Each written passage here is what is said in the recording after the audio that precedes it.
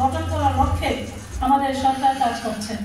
আমরা চাই আমাদের রাজ্য যেন সমস্ত দিক দিয়ে সমৃদ্ধিশালী হয়। আমরা দুগ্ধ উৎপাদনে, মাংসের দিক দিয়ে, আমাদের সবজি উৎপাদনে, আমাদের খাদ্যশস্য, ধান, সমস্ত দিক দিয়ে যেন আমরা মৎস্য উৎপাদন, পশুপালনের দিক দিয়ে আমরা যেন ডিম উৎপাদনের দিক দিয়ে আমরা যেন সমৃদ্ধশালী হতে পারি। এবং এই সমবায় যে সংগঠন, এটা একটা সবচেয়ে সহজ মাধ্যম, যার মধ্য দিয়ে আপনারা অল্প ঋণে, অল্প সুদে আপনারা ঋণ নিতে পারেন। কিন্তু আমি যেটা দেখলাম যে সমবায় সমিতি যদি আমরা গঠন করি, এখানে আমাদের 7টা নীতি আছে।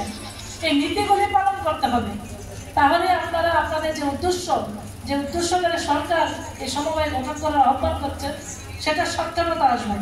সেই নীতিগুলি যদি আমি দেখি যে স্বেচ্ছামূলক ও অবাধ সদস্যপদ, প্রত্যেকটা গ্রামে আমাদের যারাই সমবায় সমিতির দায়িত্বপ্রাপ্ত হবেন, আপনাদের চিন্তা ভাবনা স্বচ্ছ থাকতে হবে, সব ভাবনা নিয়ে আপনারা দায়িত্ব পালন করতে হবে। আর থাকতে হবে যত বেশি সম্ভব ওই গ্রামের মানুষদেরকে ওই সমবায়ের সঙ্গে যুক্ত করাবেন। আমি যেটা দেখলাম যে সদস্য বলে গণতান্ত্রিক নিয়ন্ত্রণ, আমরা জানি আমাদের এই দেশ গণতান্ত্রিক দেশ, সুতরাং যেখানে গণতন্ত্র আছে সেখানে স্বচ্ছতা আছে। তাই গণতন্ত্র, সদস্যগণের মতো গণতন্ত্র থাকা দরকার, কথা বলার অধিকার থাকা দরকার, সিদ্ধান্ত দেওয়ার অধিকার থাকা দরকার। সম্মিলিত সিদ্ধান্ত সমূহ যখন আমরা বাস্তবায়ন করবো, তখনই এই সমবায়ের সঠিক ফল আমরা পাব।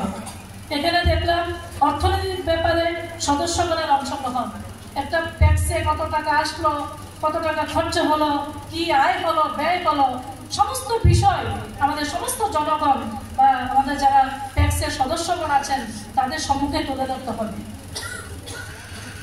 আমাদের এখানে দেখলাম শিক্ষণ, প্রশিক্ষণ ও প্রচার।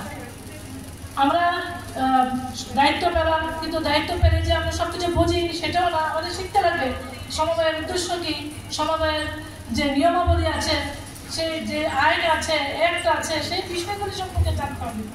তো শিক্ষণ, প্রশিক্ষণ এবং প্রচার করতে হবে। এখানে আছে